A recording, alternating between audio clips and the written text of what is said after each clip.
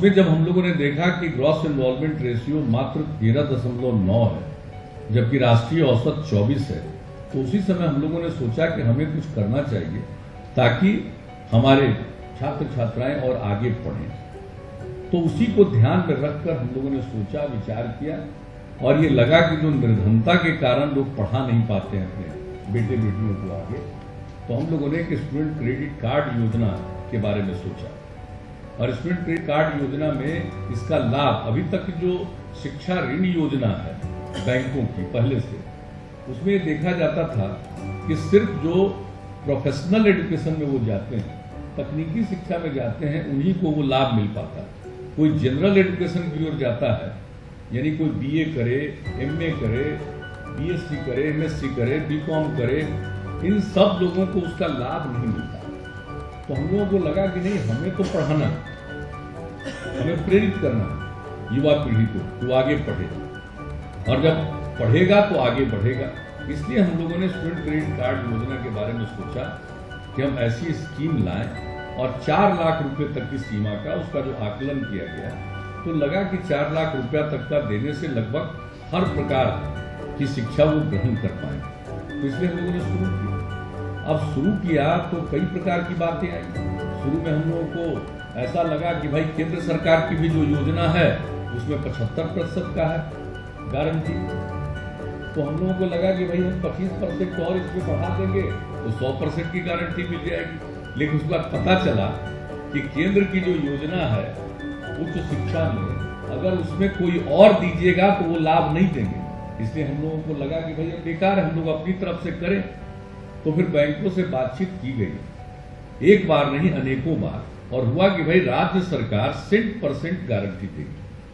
तो उसके बाद बातचीत के क्रम में उनकी मांग हुई कि सिर्फ मूलधन की गारंटी से काम नहीं चलेगा, आप इंटरेस्ट की भी गारंटी दें। यानी अगर कोई 100 रुपया ऋण ले तो आपको 160 रुपए की गारंटी देनी पड़ेगी। तो हम लोगों ने कहा कि यह भी मंजूर है।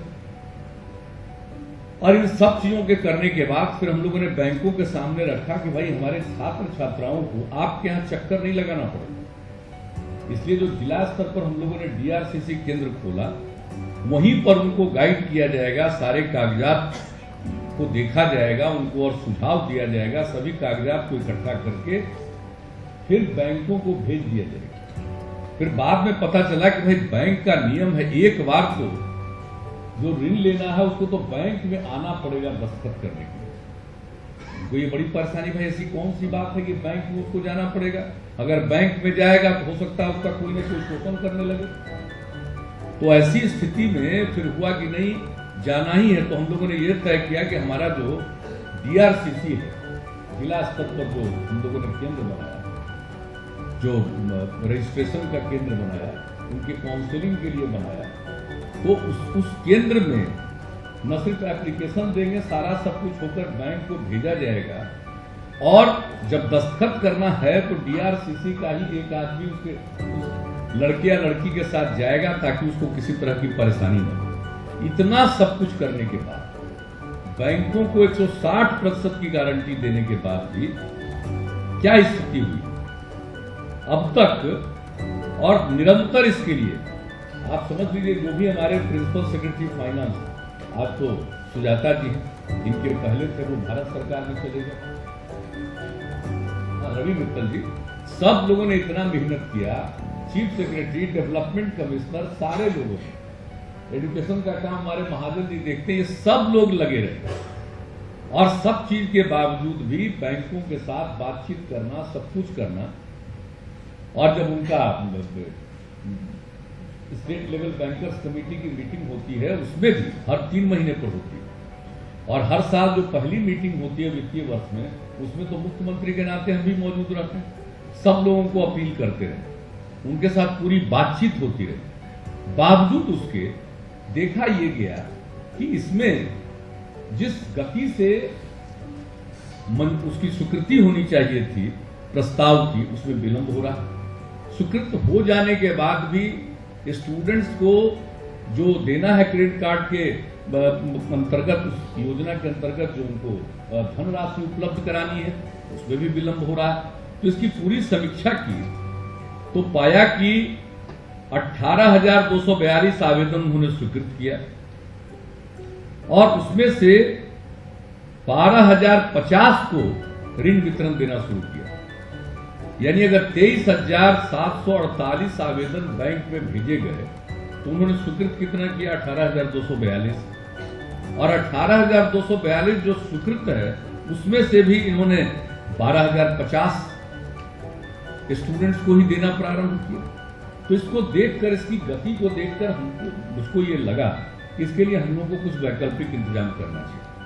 तब हम लोगों ने मीटिंग की और मीटिंग करने के बाद ये तय किया कि साहब हम लोगों को अपना वित्त निगम बनाना चाहिए, शिक्षा वित्त निगम बनाना चाहिए। और इसके लिए वित्त विभाग को मैं बधाई देता हूँ कि इन लोगों ने इसके लिए पूरा परिश्रम किया। इसके लिए जितने नियम हैं सब चीजों का अध्ययन करके एक शिक्षा वित्त निगम का गठन करने का निर्णय हुआ। और यह हम लोगों ने तय किया कि अब बैंकों के माध्यम से हम स्टूडेंट्स को ये राशि उपलब्ध नहीं कराएंगे, हम अपने शिक्षा वित्त निगम के माध्यम से सीधे उनको राशि उपलब्ध कराएंगे। और इसके लिए हम लोगों ने ब्याज दर भी तय किया। यानी इसका जो बिल्कुल ब्याज दर जो हम लोगों ने किया, सिंपल इंटरेस्ट रेट 4%, मात्र 4%। और जो महिला हैं, दिव्यांग हैं, ट्रांसजेंडर हैं जो आवेदक, उनको मात्र 1% का ब्याज दर हम लोगों ने निर्धारित किया और उसके आधार पर इनको मिलेगा। और जब पूरी पढ़ाई कर लेंगे उसके 1 साल के बाद उनको देना है, लौटाना है। या नौकरी मिल जाएगी, नौकरी मिलने के 6 महीना के बाद से उनको देना है, आदि आदि। ये सब चीजें इतना इसको सिंप्लीफाई किया गया है। और जो हमारा हर जिले में डीआरसीसी का गठन हुआ है, उस डीआरसीसी में वो जाएंगे, एप्लीकेशन देंगे, उनको कुछ नहीं करना, उनका एप्लीकेशन वहीं से शिक्षा वित्त निगम में जाएगा, वहां से उसको मंजूरी होगी और फिर उनको जो भी स्वीकृति होगी वो पैसा उनको उस कॉलेज में मिलना।